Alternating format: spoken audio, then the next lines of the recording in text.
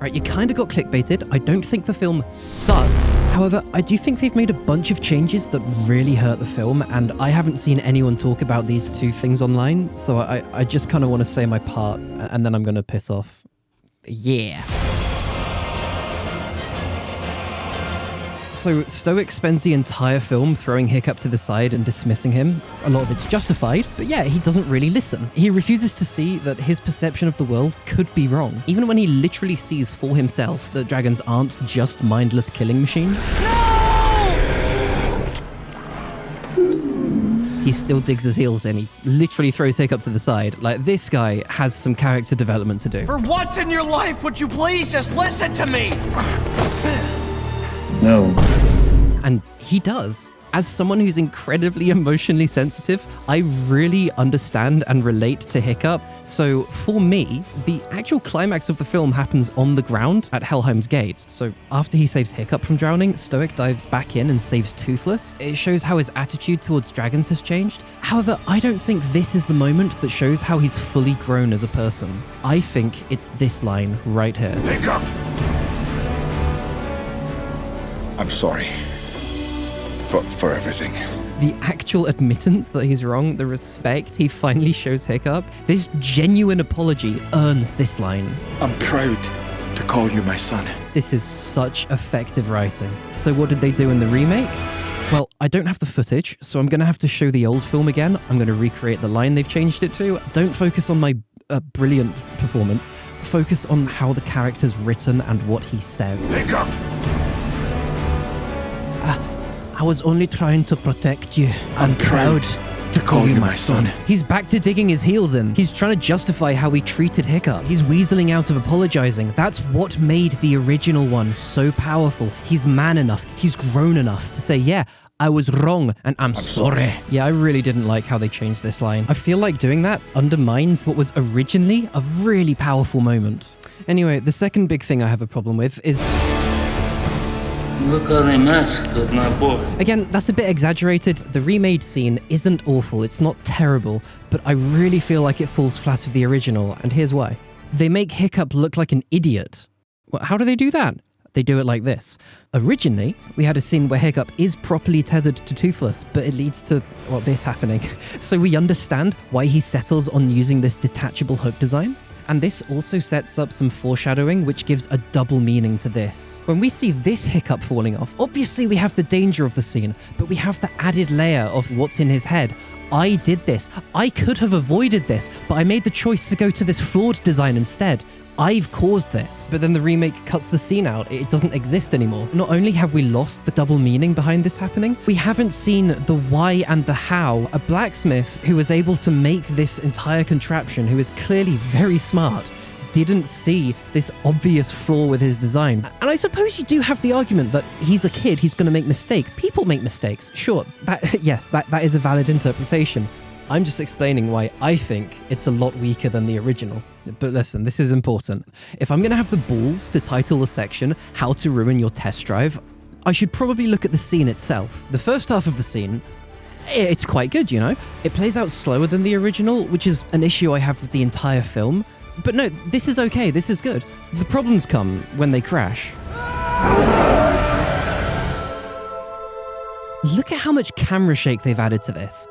This is brilliant! There's way more shaking here than there was in the original, and it adds to the chaos. It makes it feel out of control. I can imagine the wind and the turbulence blowing me around. This was such a good thing they changed. I love this. It's really effective whilst they're in the sky. Let's look at where the animated one goes from here. They're falling, falling, falling, falling. This amazing shot here uses a background detail of the mountain coming in frame to really convey to us how much time is running out. Hiccup gets locked back in, and then, oh my god, this shot.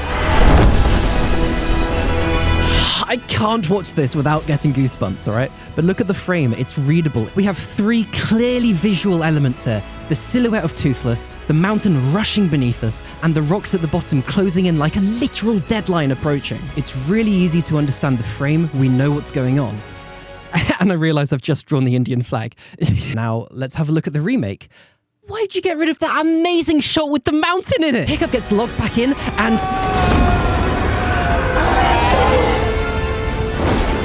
Here's why I don't think this sequence works nearly as well. The first time around, we hung on this shot for about 2 seconds, and throughout the entire thing, we can see what's happening. It's really clear with its visual communication.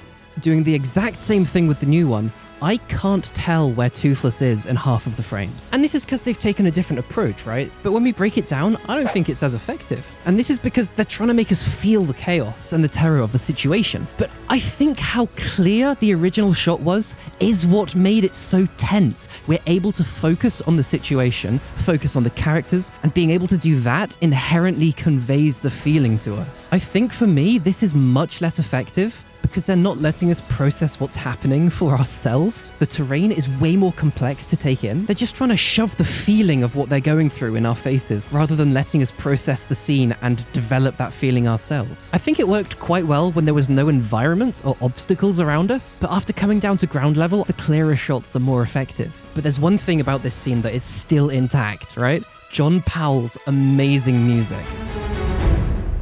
So myself and everyone I've spoken to really doesn't like the music dropout that's been added at the apex of the crash. But I'll be honest, I found it really difficult to explain what about that I didn't like. What I find easy to explain is that we no longer get the melody coming back and the key change on this beat when Toothless opens his wings. What was originally the most epic scene ever created in a cinema has been downgraded so much because it isn't being aided by the extra emotion that a key change brings to a piece of music. And as nitpicky as it sounds, I promise you, if they hadn't changed it, if they'd kept it like this, it would have been so much better. So here we go. I've removed the audio, lined the music up to where it should have been, redone all the sound effects. Let me know what you think.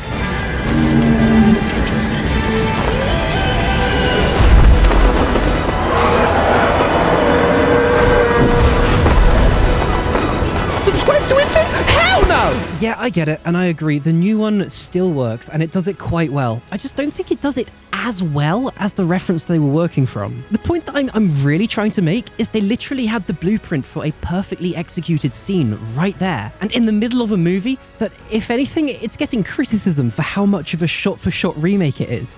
They didn't do it for the one scene that deserved to be preserved exactly how it originally was.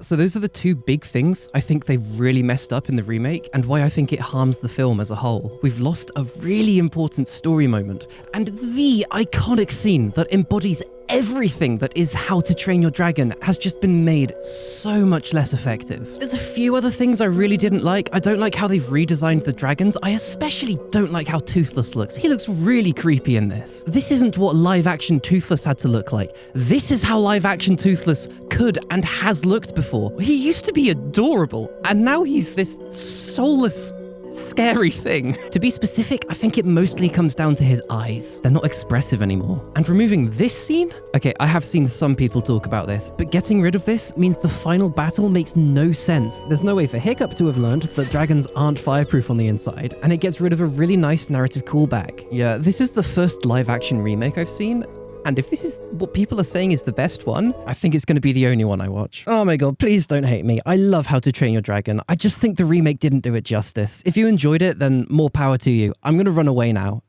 See ya.